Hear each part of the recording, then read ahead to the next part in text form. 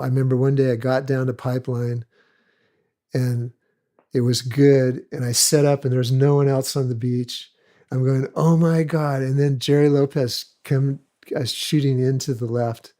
And then I see Jerry calmly walking out in his body language style, even when he's carrying a surfboard. I was going, oh my God, it's Jerry Lopez. He's going out. It's me and Jerry. I'm the only guy with the camera. So he goes out and I think he got about 3 waves where I'm just going, oh, I'm killing it. And then by his 3rd wave, I realized I didn't have any film in the camera.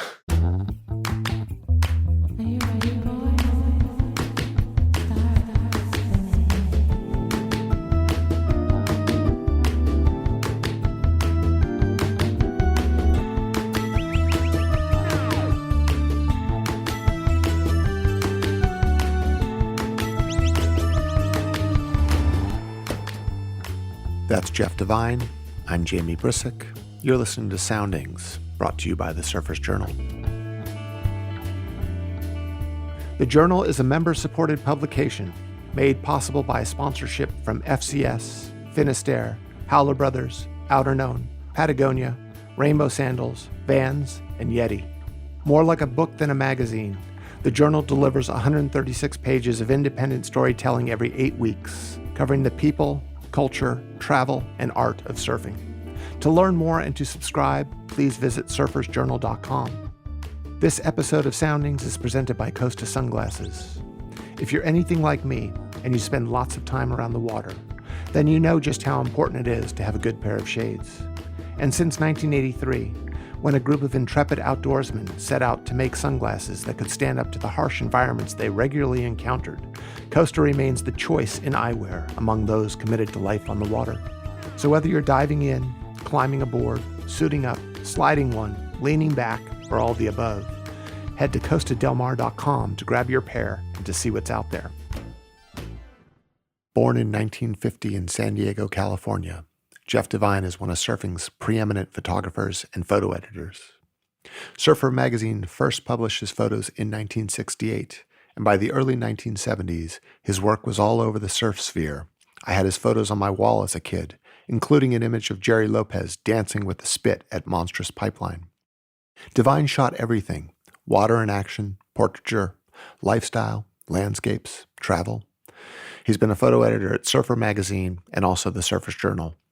He's published several books, among them Masters of Surf Photography, Jeff Devine, Surfing Photographs from the 70s taken by Jeff Devine, and Surfing Photographs from the 80s taken by Jeff Devine. His work has been featured in many gallery and museum exhibitions. Jeff and I spoke at his home in San Clemente. On his walls were some of his most iconic images. Out of his office window, we could see the sea. Jeff, welcome to the show. Thank you, Jamie. Thanks for coming up to old San Clemente. It's a pleasure. There's so much to talk about, but let's just start with, can you remember when you first got a camera in your hands and realized that you liked taking pictures? Well, that was in 1966. I was born in 1950, so I was 16. I worked in a bookstore in La Jolla called John Cole's Bookstore, and So I had some money of my own. I had money freedom, so to speak. And I saw some friends of mine, in particular Tex Wilson, who was from La Jolla, came by one day with my buddies. We were all hanging out, and he showed us 8x10s of a surf contest in PB that had David Nuiva hanging 10 and other Skip Fry, et cetera, in black and white prints. And for some reason, it just clicked with me like, oh, that sounds cool. And so I went and bought a Pentax camera with a Lentar lens with an H1A, and it had a cloth shutter. And I immediately just started taking photos randomly of what I saw, which could have been a mud puddle, sun reflecting off puddles in the alleyway in the shores, or agave plant with the old tuna fleet with the sun setting. I got a cover of San Diego Magazine pretty quickly with that shot. And then I started shooting the shores. The first roll I took was La Jolla Shores with Dickie Moon and Jim Irons and Doyle were out, and I think Rusty Miller. And Dickie Moon, who was one of the great unheard surfers in La Jolla, was testing out a Carl Ekstrom foil, a fin that stabilized so you could nose ride better. Anyway, so I started right off the bat and shooting my friends and became enamored with it right away in the La Jolla area and San Diego area. And the biggest thing was when we got our driver's licenses, it enabled us to start going outward from our little world, which our world was the shores and blacks, basically, maybe some wind and sea. But I was a shores guy. Mm-hmm. Was your passion more surfing or was it photography? Were you looking at National Geographic at the time or was it more reading Surfer magazine, let's say? I think we were all influenced, including myself, by Ron Stoner's work in Surfer magazine and how that kind of influenced me a little bit in the sense of not being a one-trick pony where you see the whole world of surfing. You see the people, the lineups, the wave, the guys on the waves, different ways to photograph it. So that probably had an influence on me because in those days, you got a Surfer magazine and then maybe it was 2 months later, you'd get a new one. So you studied those photos in each issue rather than nowadays, modern media is kind of like you study it for 15 seconds and it's gone. No, absolutely. But we used to study the magazines. And so basically I started shooting surfers and man on wave all around La Jolla and San Diego, wind and sea and all over the place. Upper Baja, K38, K55. There was my friends. I had a little group, Tom Mortner, Andy Townsend, Greg Durbin. And then surfers at the time were enamored to see themselves on a wave. Like not many people were taking surf photos. So you were kind of well-liked because you took photos of them. And so I got to know everybody pretty quickly. They're all my friends. I grew up with a lot of them, went to elementary school and all that with them. But God, it was paradise. Do you remember your first shots in the magazine? Yeah, one of my first shots was of Margot Oberg at Hammond's Reef. We went on a safari up to Santa Barbara and saw Margot because she was from La Jolla Shores. And she had moved up to Santa Barbara. We went to Hammond's Reef and I got a great shot of her on the nose at Hammond's. That was one of my first shots. Another one of my very early ones was a shot of Chris Prouse at Black's in the tube on a glassy day at Black's, shot from the cliff. And it was New Year's Eve day. And there was about four to five guys out, which was Kurt Letterman, Tom Mortner, and Chris Prouse, and a couple of other unknowns, just beautiful. And I climbed about halfway down the cliff and shot it from the cliff at Black's. I got paid $25, which is, if you put that into Google inflation calendar, it's the same amount of money that you get paid in 2024 for a half-page photo, if you're lucky. What was the draw for you to shoot? What was the buzz? I think that shooting surfing was part of it, but I was attracted right away to lining up things in the viewfinder, like it could have been an orange-colored garden hose, or lining up things. I became attracted to that for, I don't know why, but I think it was the artistic sense that I inherited from my father was an architect and my mom was in the arts. She was a music major. So, and my grandmother was an artist. So I had that in me to be attracted to other things. And so it was so exciting to take photos of an orange garden hose, and then a week or so later you get pictures back and they look graphic and they look interesting and kind of artsy, like you're creating art. Mm-hmm. Shooting surfing was a whole nother love that had to do with me growing up on the ocean and loving surfing myself. I started out on a mat in La Jolla Shores, which a lot of people did in those days, those Hodgman rafts.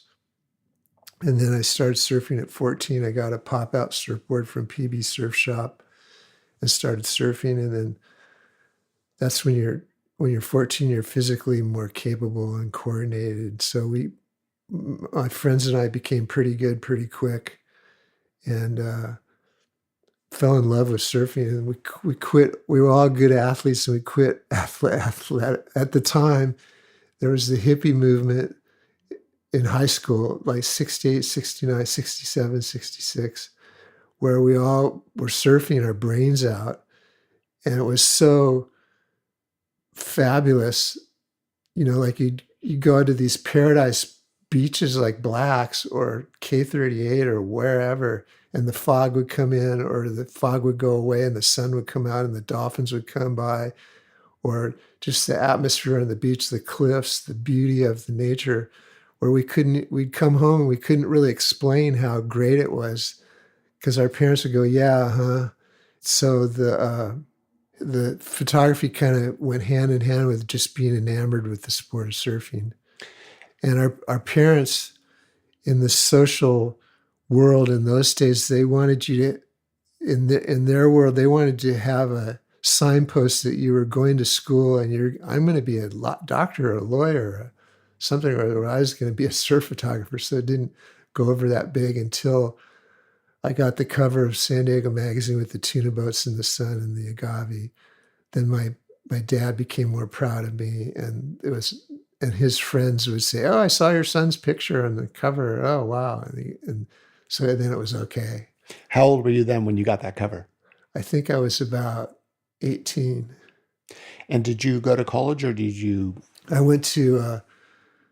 I graduated from La Jolla High School. I went to Mesa Junior College for 2 years. Then I went to Cal Western. We used to call it Cal Wee Wee, and I went there for about a year, and then I was almost drafted. We were all tainted and by the Vietnam War. It was a scary deal, and we were all on the cusp of being drafted and going to war. And we'd have friends who joined, and they get on leave, and we'd see him out surfing, and we go, "Hey, how you doing, Mitch?" And he'd have like the 30-yard stare. We go, "What's going on? What were you doing?" And they wouldn't tell you what they were doing, and they literally had the 30-yard stare. Not all of them, but some of them, and it scared the crap out of us because we were at the same time we were in the system of getting drafted, and you had to keep up your student deferment, et cetera, et cetera. So that scared the hell out of us. Those times were very politicized, where the anti-war movement, it was surrounded you you go to junior college, and the professors they'd take 15 minutes of each class and tell you how bad the war is and how Nixon sucks and Kissinger and all this complex stuff. So you were kind of surrounded with it. So it was scary. It was very scary. Mm-hmm. I got out finally. Mm-hmm. I had a low lotto number, but if you were in for a year and didn't get inducted, which was what happened to me, I think 20,000 guys got out at the end of the year. I think that was 1971. And then they started bombing Vietnam over Christmas, et cetera, et cetera. It was horrible. But a lot of surfers either ran for the hills or joined or just became focused on their college more and got student deferments. But boy, it really rattled us. Mm-hmm. And in those days, there was demonstrations all over at like UCSD up on the hill above the shores. Herbert Marcuse and Angela Davis would come and speak, and they'd swarm the area with cops. And all the cops were ex-Korea War vets. They were gnarly. Mm-hmm. And in North County, I don't know how many cops were in the area, but they'd come down to the shores and roust us, like, "Where's your ID? What are you doing here? What do you mean you're a surfer?" And because we looked like hippies, we had the look, but we weren't hippies. I always like to say we were environmental athletes. Yeah. Because we weren't politicized. I mean, we were politicized a little bit, but not like they thought. Yeah. At that time, though, surfing was very much on the margins, right? I mean, surfers still had that kind of dropout, rebel sort of appeal to it, yeah? Yeah, I mean, especially in La Jolla, the history of La Jolla was one of the early on kind of bad boy things going on with the surfers, which was up at Windansea. Butch and all those guys up there would fight, and they had a club called Macmeta Destruction Company, and they'd have parties at houses and wreck the houses while the parents are gone, that type of stuff. Whereas down in the shores, we were more isolated, and all the dads of all my buddies in the shores were all ex-military or in the military, and they were Golden Globe boxers. And like John Newbern, who was a big attorney in La Jolla, was one of the dads, and he taught us how to surf. And he looked like Tarzan. And that whole military vibe was to be a gentleman. Mm-hmm. Whereas up downtown at Windansea, they were drunk in the cars in the middle of the day, and just kind of young guy, rowdy, hormonal stuff. Yep. And the people in La Jolla actually early on in I think it was more like the late 50s or early 60s maybe, they petitioned to make surfing illegal in the shores in Windansea. Believe it or not, there was a political faction that went door to door for you to sign the petition, which was kind of shocking. And that's because surfers would change their clothes and people in the houses would see their bare butts. Mm-hmm. It's kind of low level, kind of nothing. Right. Yeah. But that was the vibe then. Yeah, sure.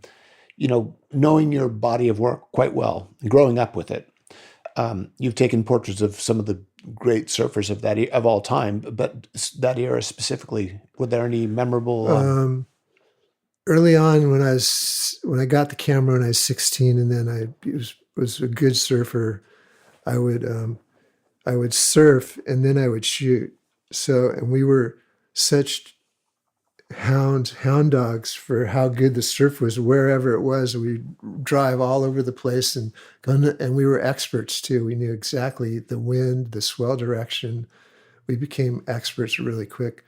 So as I was hunting down the best surf with my friends, and as I was trying, my goal, or deep down, the goal was to get a hollow barreling wave, like big rock type wave or blacks type waves that had a barrel to it, because so much in California wasn't that way.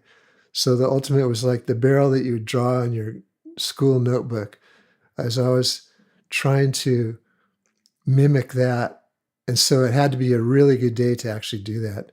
But meantime, I shot and shot and shot, and I had, as I said before, everybody wants to have a picture of themselves on their favorite horse or playing tennis or golf and surfing a wave. So I'd have slideshows. My grandmother had this beautiful Bruce Richards designed, which was a Frank Lloyd Wright style, big house in the shores. And I had the whole downstairs. And I'd have slideshows where like 30 guys would come, and we'd have a big hookah pipe. And my grandmother, who was deaf, could smell really good. And I remember one time she banged on the stairs like, "What's going on? Is somebody smoking down there?" And about 4 or 5 of my friends panicked because pot was so illegal. They ran out of the house and drove off. But we had so much fun having slideshows, because talk about how media is today. In those days, we'd have the slideshow would take me a week to get my transparencies back. And then we'd have a slideshow, and they were so ramped up because during that week when they hadn't seen the photos, I'd tell them, "I got a photo of you." I think it was that big wave, that big set wave you got. And to every surfer, that's like, "Oh my God, you got that set wave I got," Yeah. So we have so much fun when they have the slideshows, because all the photos no one had seen, it was of them, instead of seeing a random guy that you knew in Surfer magazine that you happened to know. It was the slideshow was actually you on good waves. So, and then eventually that grew out into all of San Diego. I knew all the good surfers, and I knew a lot of people, which, as my career went on further, it really, really blossomed out way beyond that. Yeah, you spent a lot of time on the North Shore. Yeah. So I was shooting around San Diego, and I was getting good photos of Henson at Windansea and Ortner, and Mike Purpose would come down, and I'd swim out at Blacks. I'd shoot from the land. So I started going up to Surfer Magazine and giving them my photography. my photos to look at was Brad Barrett, who's the photo editor at the time. And meanwhile, Ron Stoner was their main guy who was fizzling out because he was had mental meltdown problems. He's probably bipolar. But there's a fabulous book by Matt Warshaw about Ron Stoner and the disappearance of Ron Stoner. And then Art Brewer was taking photos too, working for Surfer Magazine before I started giving him my stuff. But I came up and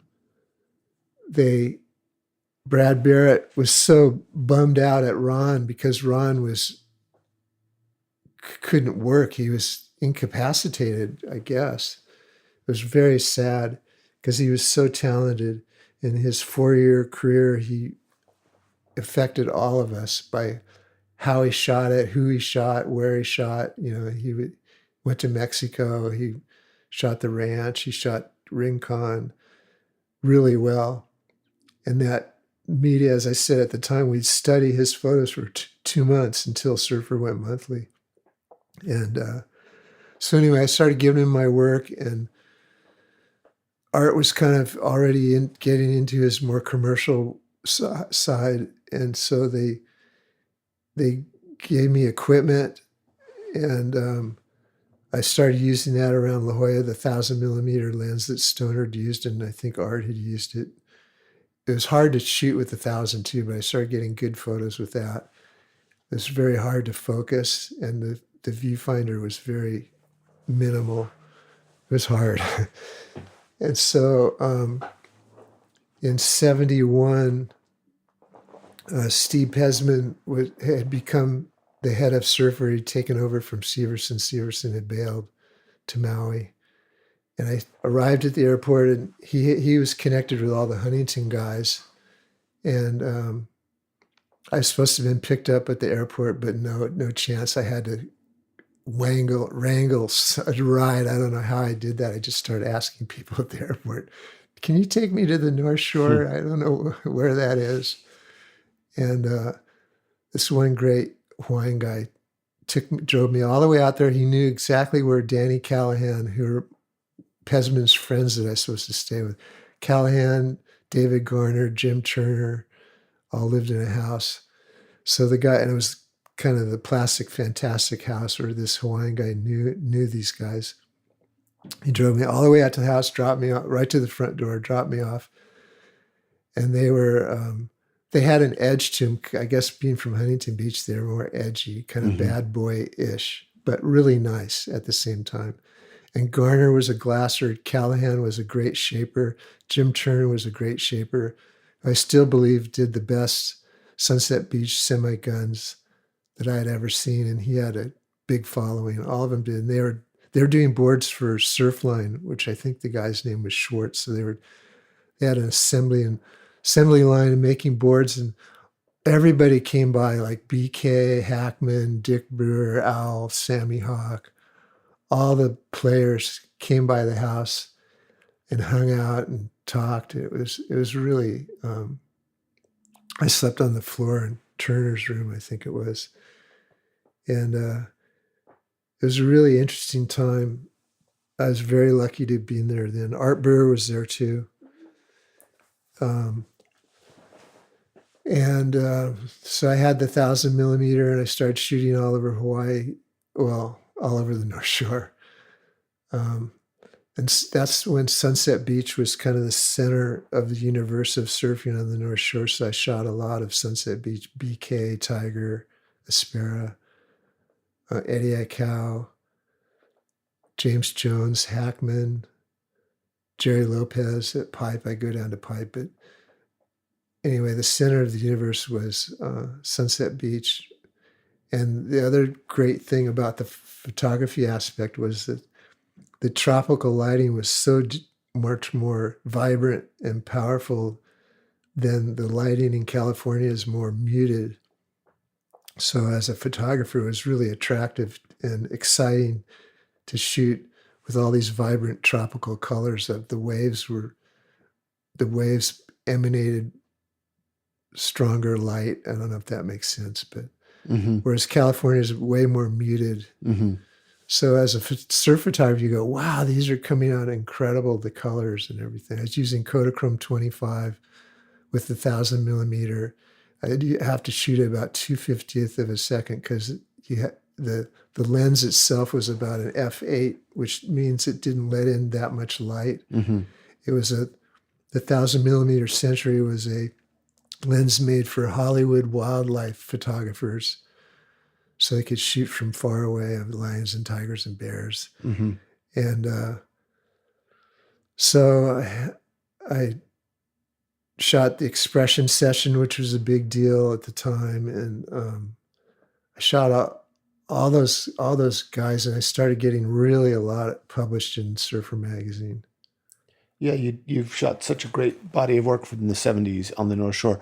I know you've been to the North Shore in recent years. How was it different then to what it is now? What was it like in the 70s?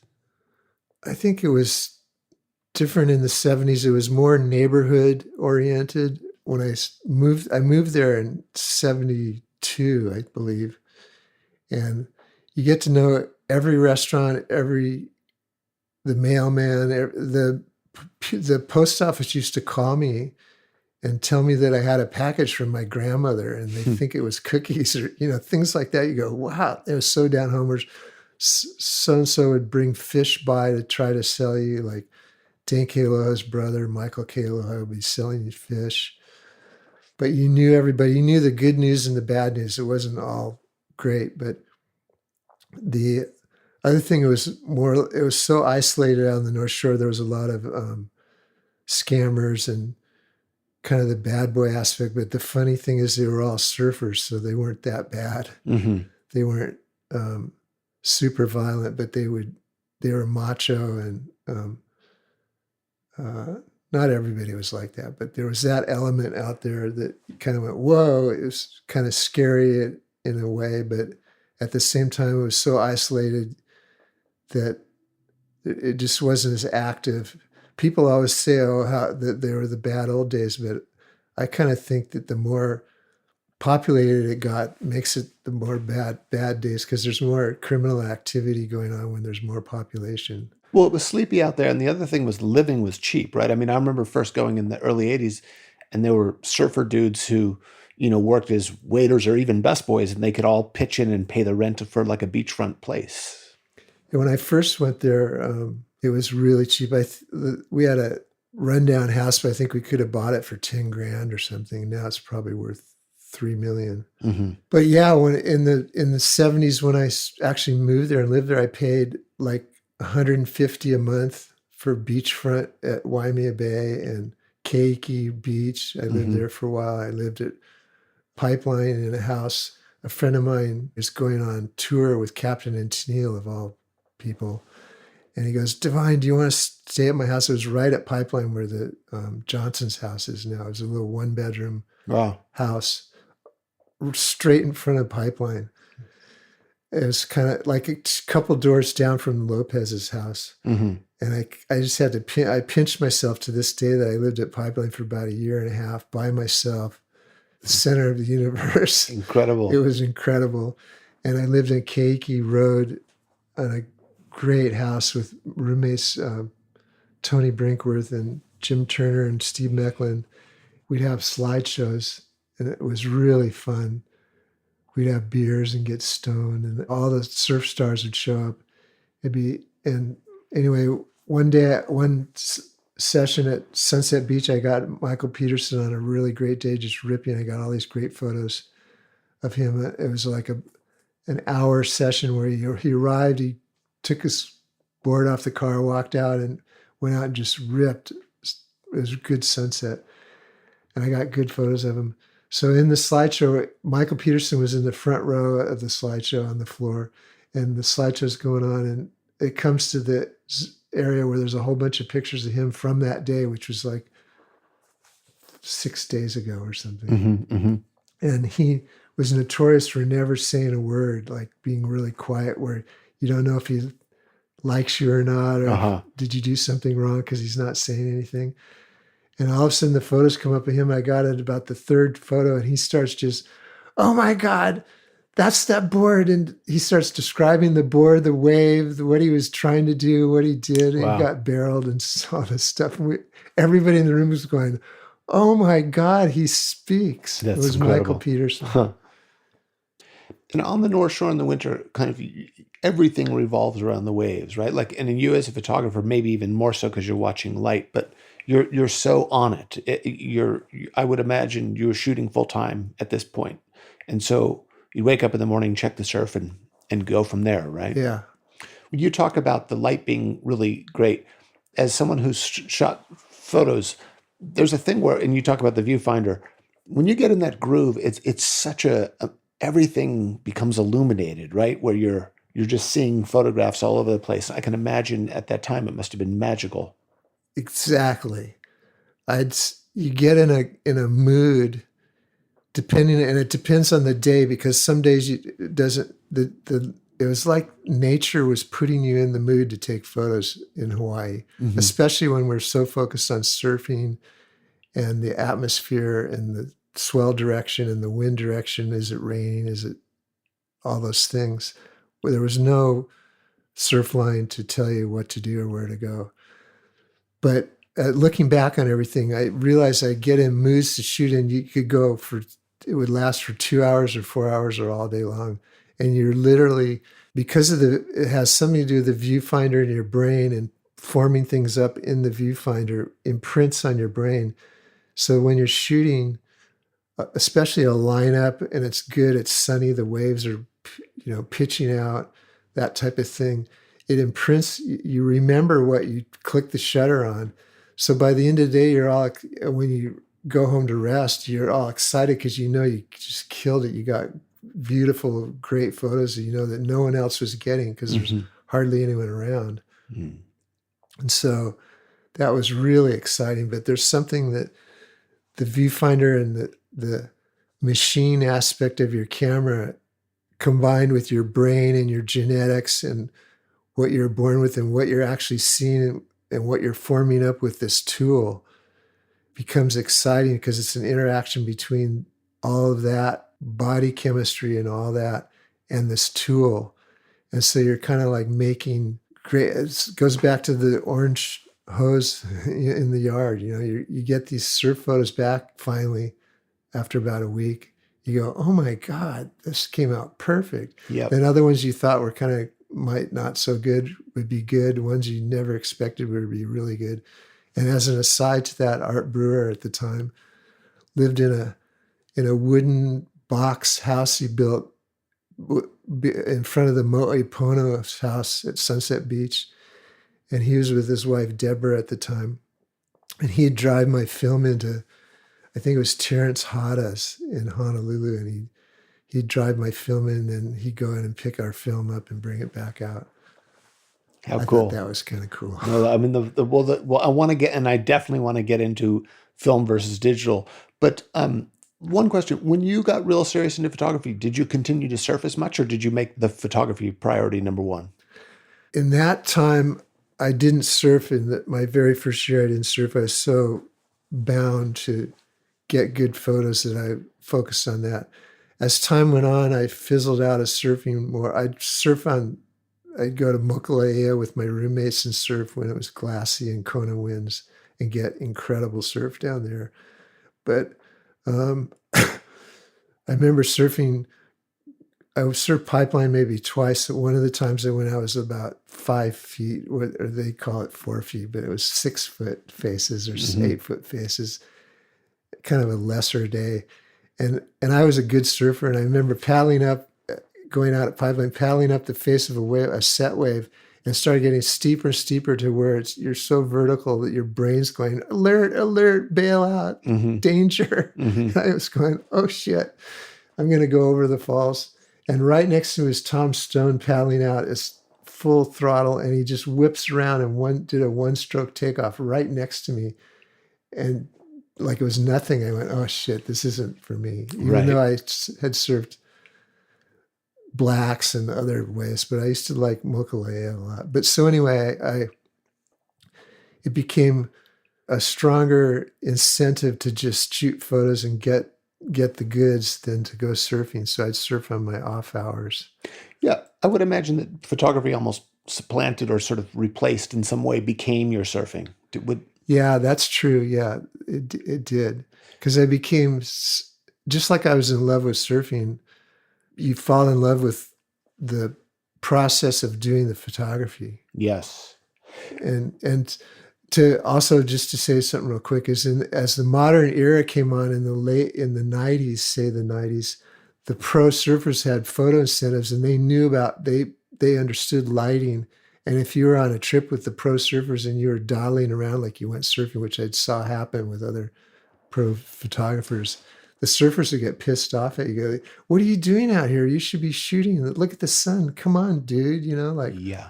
what the fuck? Yeah, Like, sure. That period in the 70s, you got to witness a lot of great surfing happening, and kind of doors being, busted down the door is the name of the film and the article and the statement, etc. But yeah, things sort of broke open at that time. And I'm sure, knowing your pictures, I mean, the stuff of Lopez at Pipeline, it must have been fantastic to be watching all that happen. yeah, I was kind of thought that the Aussies beat their chests a little too much, obviously, and Rabbit and Ian and all of that group kind of got in trouble. And then Eddie Aikau softened it and mellowed it out in a grand gesture of reconciliation, which was great. But I didn't resent it, but I was there before the Aussies arrived. I was there in 71 shooting BK and Tiger Spirit and Jimmy Lucas and Hackman and Sam and Al, etc. And they were in their own way busting down the doors before the Aussies arrived, which I always thought, guy, they just bulldozed over the idea that Sam Hawk was going backdoor at Pipeline and Al was doing heavy backside bottom turns at Pipe, which is what that crew of Sean and Mike Thompson and Rabbit and Ian were all renowned because they started carving at Pipe backside as part of it anyway. Mm-hmm. That's a whole nother. Yeah, and it was going to new places. And you got to witness, I guess, through that period, sort of the birth of an organized tour that ended with crowning a world champ. What was it like sort of seeing it venture into this more professionalized, being more kind of respectable for the masses, so to speak? I went to Brazil and South Africa with Randy Rarick and Florida on that tour where the first pro contest started. It was just in the beginning, so it was just another great thing to hook into because all the best surfers were gathered by Randy Rarick to go on a trip to J Bay, which we got really good, and Durban, South Africa. It was just a bunch of young guys trying to beat each other surfing, and then you had the higher echelon like Rabbit and Sean Thompson and Mike Thompson, and I don't know. I was kind of in my own world where I was more about getting the photos and seeing the waves. The competition aspect of it didn't really fire me up too much. Well, at that time there was, I remember articles in the magazines from that time where it would be, sport or art. There was this sort of debate as to what surfing was about. And I think it's probably about all those things. But did you land more on the side of the sort of free surfing end of things, or? Yeah, I was definitely more on the free surfing side of things because the reality was the contests we either had really good surf. It goes back to the idea where I looked at the wave mm-hmm. and the conditions and the glassiness or the offshoreness or the size. Mm-hmm. And a lot of the contests were not very good. The surf just wasn't good. So I'd go, okay, what's next? Go do something else, Yeah, sure. I was chasing the perfect wave. Yeah. Thinking about that, do you have a favorite either photograph specifically or period when you were sort of getting where everything sort of came together most? Is there a highlight for you when you flash back on your decades long career? I'd say the height of getting what I thought where I had evolved and gotten better at was taking water shots. Through the 70s, I went out in the water which was kind of, you had to, because of the magazines, or Surfer magazine in particular, that I worked for, is you had to get the water angle just in a editorial sense, because surfers wanted to see that angle. It was more exciting. And Steve Wilkins did a lot of work early on in that, and Greg Weaver, in getting that angle, because it was more of a wow factor when it printed in the magazine.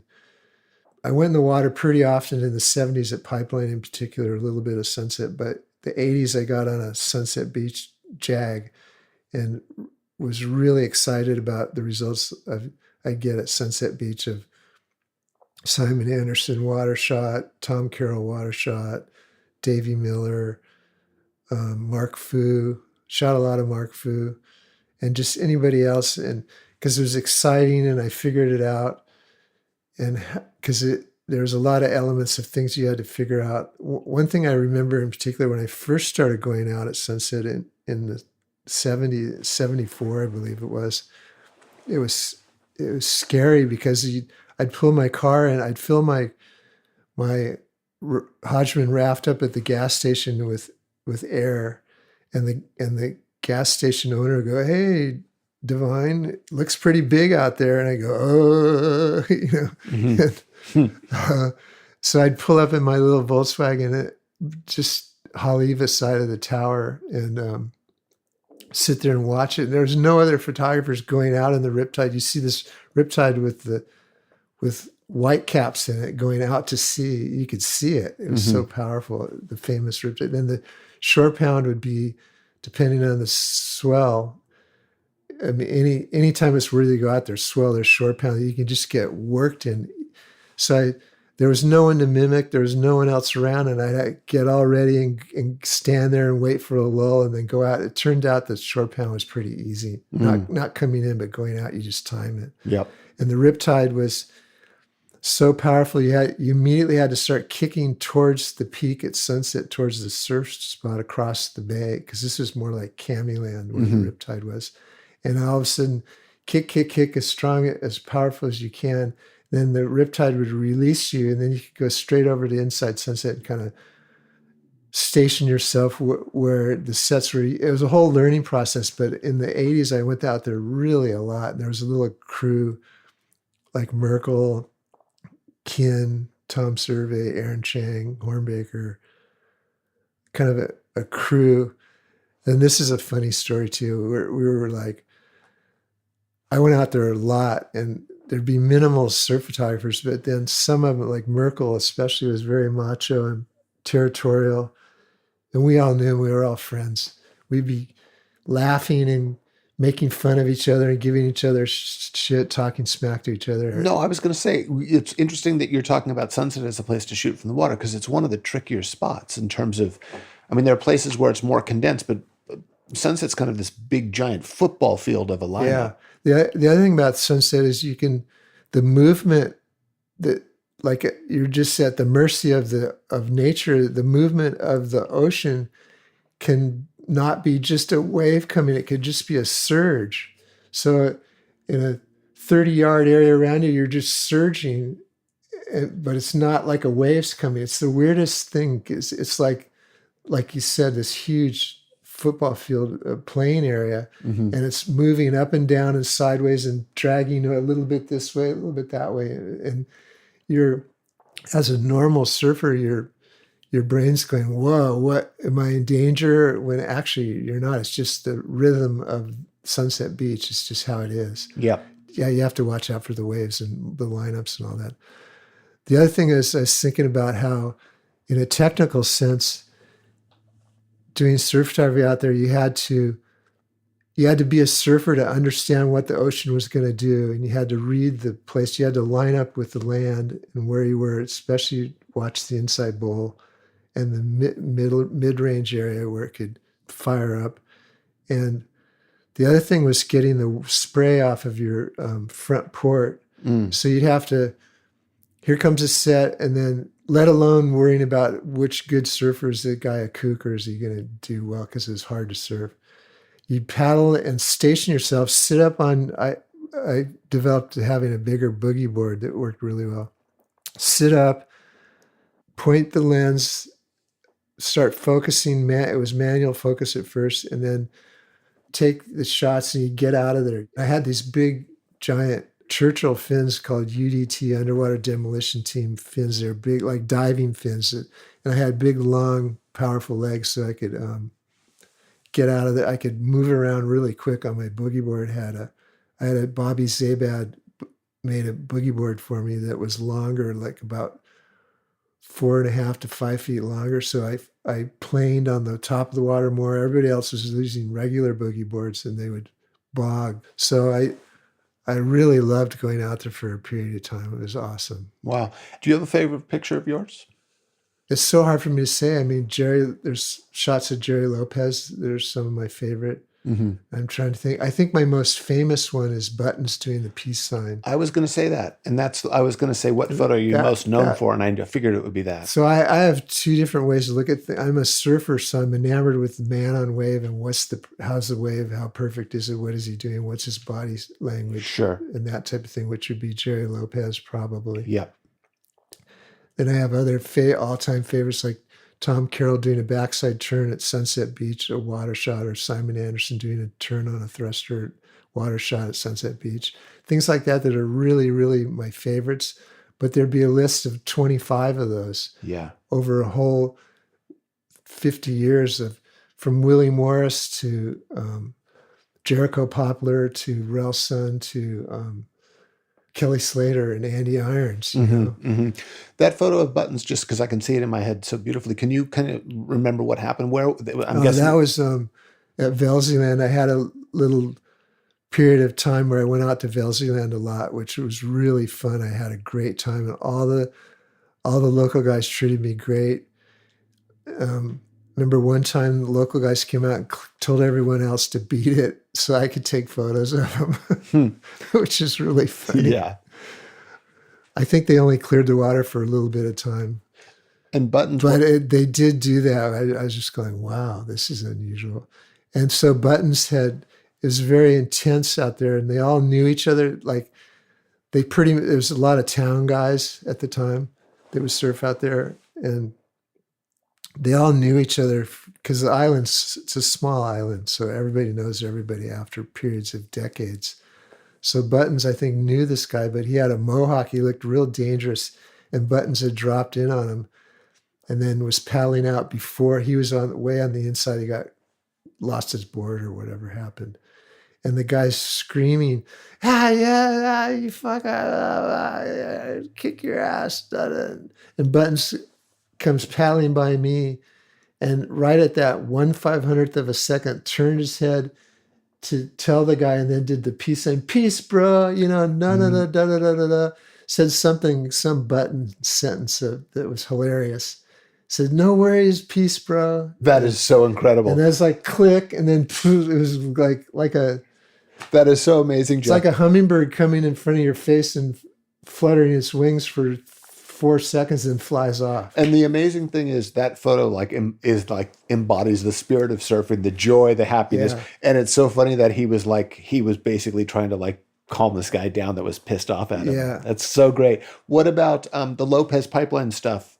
And I actually have on my wall the black and white 2 prints, one of him in that kind of spit, and then another one of him sort of doing the high line. But I know that there are contact sheets. I'm thinking that was shot on Tri-X or something like that. Yeah. What was that day like? That was actually the one you're talking about, the sequence in black and white. It was Expression Session afternoon. And I didn't really know Jerry at that time. And I had a whole pile of photos of him printed in the Surfer magazine and elsewhere. And I never really knew him, which is, I've since become great friends with him. But he was like, there are certain surfers like Tom Carroll or Kelly Slater or Andy Irons that during a period of time where we try to track down where they were. Mm-hmm. Lopez was one of those. So we'd be kind of centered on Sunset Beach or Rocky Point, but we try to figure out where it was best. Well, I remember one day I got down to Pipeline and it was good. And I set up and there's no one else on the beach. I'm going, oh my God. And then Jerry Lopez shooting into the left. And then I see Jerry, calmly walking out in his body language style, even on when he's carrying a surfboard. I was going, oh my God, it's Jerry Lopez. He's going out. Oh, and it's me and Jerry. I'm the only guy with the camera. So he goes out and I think he got about 3 waves where I'm just going, oh, I'm killing it at a Nikon motor drive. And then by his 3rd wave, I realized I didn't have any film in the camera. Oh, wow. Wow. That used to happen every now and then. That, which is right next to being the other worst thing, is you take the film out of your camera, the roll of film, and you bumble it, and it drops into a puddle like a rocky point. Jeez. Anyway. Thinking about your entire career, are there any surfers that you had really great rapport with and connections with and sort of worked with a whole bunch? And I'd say I worked with Rabbit Bartholomew a lot. I went to Tahiti with him, where we went to an outer island, and it was a perfect ride. And there's local guys on school holidays, like about 4 or 5 guys in the water when we arrived. I was with Rel Sun also, and Jim Kempton and Rabbit. And it was perfect, it was like a Velziland right, something like that. It was really good. And so the local guys were so blown away that this was Rabbit that they left the water in kind of a respect thing and stood on the reef to watch, which is pretty cool. And I went to South Africa with Rabbit, hung out with him quite a bit, and I went to Australia and hung out with him quite a bit in '76. And he's awesome. He's the funniest. His sense of humor, Australian sense of humor, is just incredible. He kind of told me once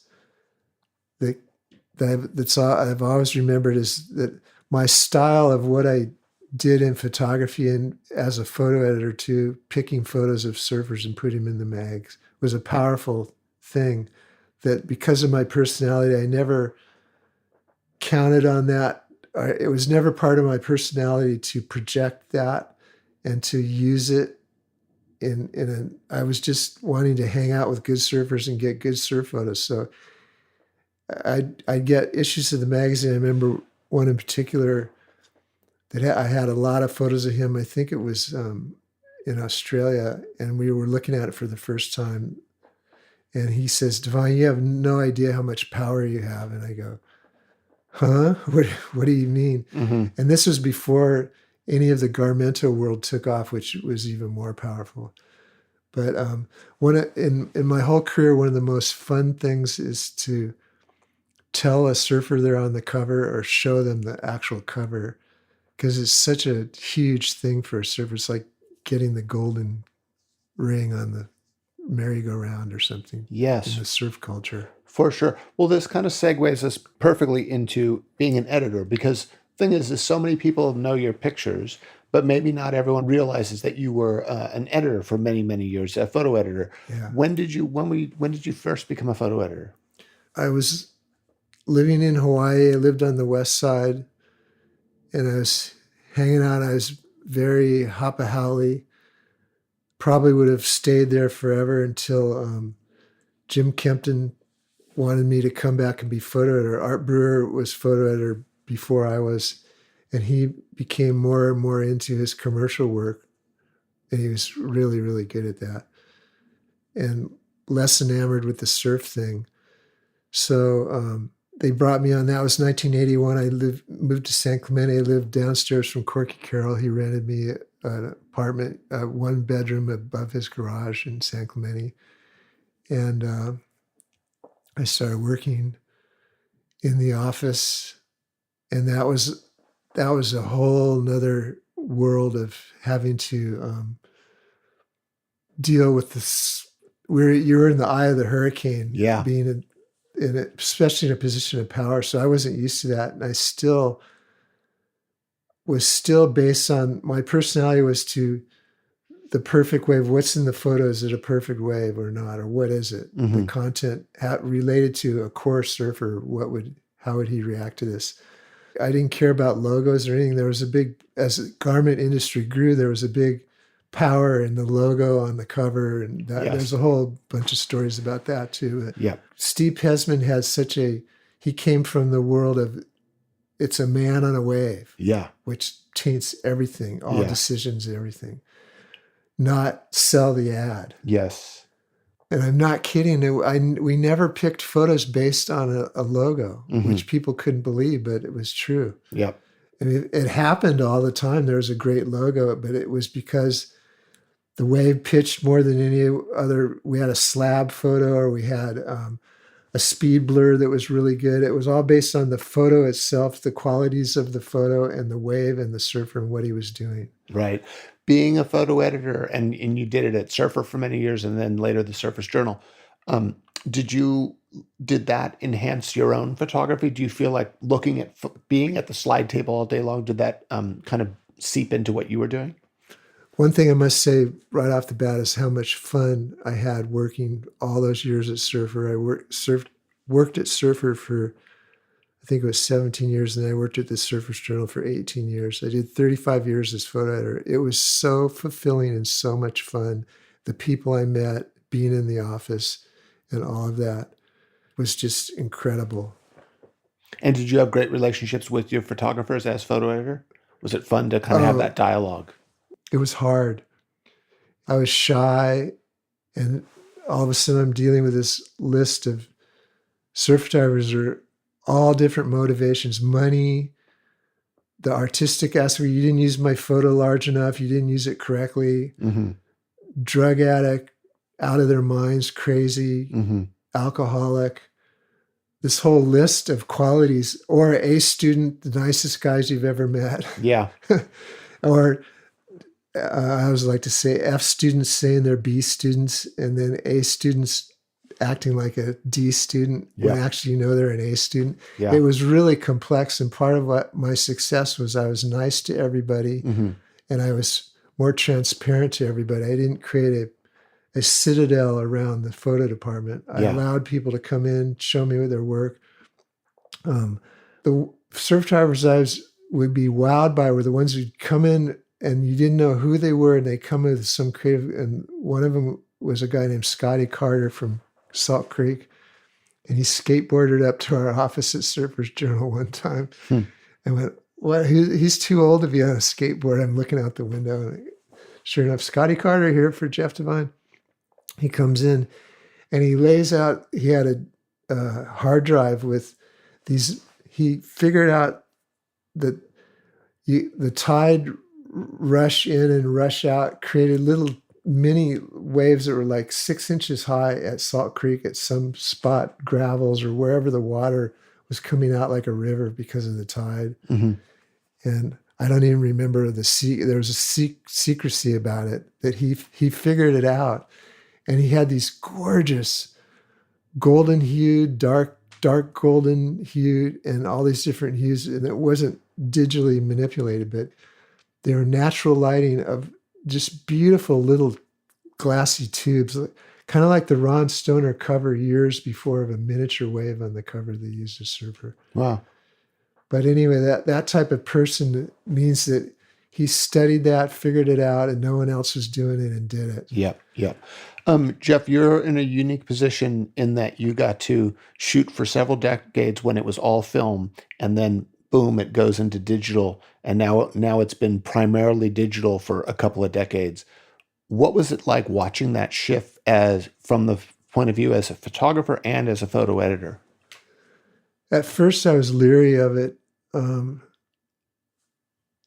There's a couple of things as a photographer. It helped when I realized that I had trouble shooting when there were shadows of people or places, and where if you didn't expose film correctly, the shadows would go so dense. Whereas digital was more, you could just shoot it. When you shoot the film that we were shooting early on, Kodachrome 25 had a latitude of about a half a stop, which means you had to be half a stop right on. With digital, it's like, nowadays it's like huge. It's probably 20 stops. You can be a lot more lazy. You can shoot anything. Yeah. You can shoot a dinner party with candlelight, or you can go shoot, bright light all in one without changing anything. The other thing that is that because I grew up in California, my surf photography started in California. I was so used to gray, mid-tone, subtle. That's why when a Santa Ana offshore wind would happen, or that offshore clearing winds after a storm, you go, whoa, it's blue, it's offshore. Mm-hmm. So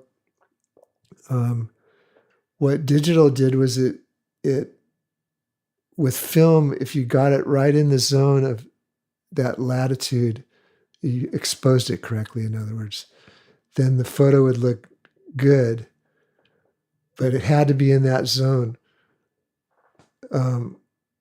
So you're capturing, with film, you're capturing kind of more what it was, what the natural lighting was, depending on, there was ectochrome also, which was more blue. Kodachrome had more natural colors. But you were capturing what nature was presenting with film more than digital. Is like, bada boom, you process it on the back end, depending on your eye, on your computer screen, and or with an algorithm, which as coming from film, it seemed false. As a photo editor, I'd see these guys giving a lot of work coming in where they process it as an algorithm and be zonky. You call it nuclear color, where it's bright brights. It wasn't California anymore. It was this Willy Wonka psychedelic version of California. Interesting. And so the first time that really hit me was I was at the Journal, and I don't remember what year it was, but digital was coming on, and somebody sent me a really good shot. I forget if it was just an empty wave or it was a lineup with some trees and waves. And he said, he sent me 15 color versions of the same photo, all zonked out. Do you like the maroon one better than the more cyan one? And he jacked with he made 15 versions of the same photo, whereas I came from the school of one version of one natural scene. Yeah. So in a lot of ways, it's kind of shocking. Then there's a whole lot of good news about digital. Like I use digital now where I scan my 70s film, my Kodachrome film, and enhance the shadows and enhance the whole photo. So there's incredible power to digital. Obviously nowadays, digital is incredible. Yeah. But the one thing, and you sort of got at it earlier, which is that incredible thing of like on film, you shoot something and then you have to wait. And then you have the sort of Christmas morning experience when you go to the lab to pick up your photos to see if you got it or not. And that I started shooting film and I love that. In fact, it paired so well with writing because I was writing and then shooting just portraits. I never shot surfing, but the two complemented each other because I'd be sort of working on a travel piece and then I would go look at some of the portrait lifestyle stuff. But I loved going in the lab and basically there was that moment. That's because you have it memorized. You want to see, was it really that good or was I not correct? So that idea you were just talking about of can't wait, it's Christmas. So I went to Indonesia on my first boat trip and Andy Irons was on the boat and he had just been in contract negotiations with MCD versus Quicksilver. And we pull into Lance's ride into the keyhole. I was on the Mangalui. And there, parked inside of us, was all the Quicksilver execs on the other boat. And we unload all this guys on my boat with Sonny Miller, gets his camera out. We all set up, and it was perfect. Lance's right. And Andy Irons goes out and at that time, he's untouchable. He was the best surfer in the world by far. Or he was incredible. And I had a whole surf trip with him. And he goes out and he had a t-shirt, a wet t-shirt that's kind of baggy on. I think it was MCD. And he just ripped the place apart like no one had ever seen, doing floaters and tail slides. And it was like incredible. Wow. Sonny and I were just looking at each other going, oh my God, can you believe this? Because we go, get each good wave. And we're going, oh my God, the execs on the boat over there must be freaking out. We got really good swells. We got thunders. We got Lance's right, really good. Lance's left, really good. Like for 10 days or something, we got all those spots good. And so in my mind, I'd lay down and go, God, I got really good ones today. And meanwhile, this is going to take a lot longer to get my film back to see it because I had to fly back to California and see it. And I had memorized all these moments going, because you're shooting with a motor drive, you got Andy in a golden barrel at Lance's right, the golden hour, ding, ding, ding, ding, ding, you got to, and everybody else. And so I got back home and I had a setup where I was looking through everything going, oh my God, this is the best. I had like 30 or 40 rolls and every roll had really good photos, lineups, everything, water shots, land shots, Joe Tudor, Andy Irons, Tamayo, Wow, Ben Bourgeois, Saxon. It turned out, so the Surfer Magazine we did an article using it, and I got spread after spread after spread, and they used all these masks and things that I bought. It was beautiful.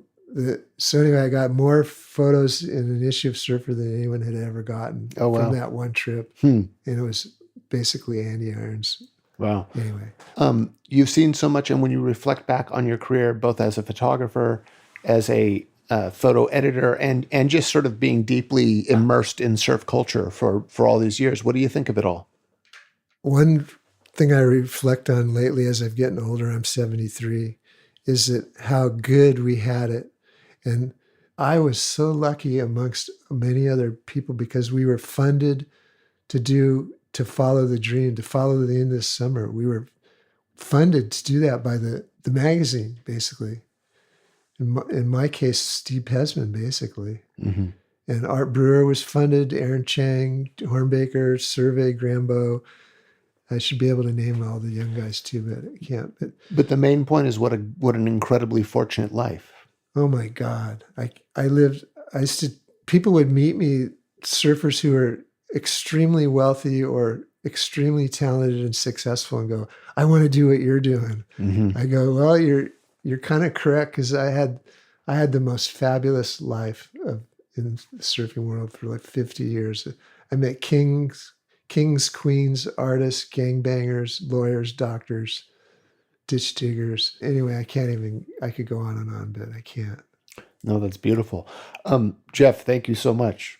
Thank you. And surf forever, love the ocean.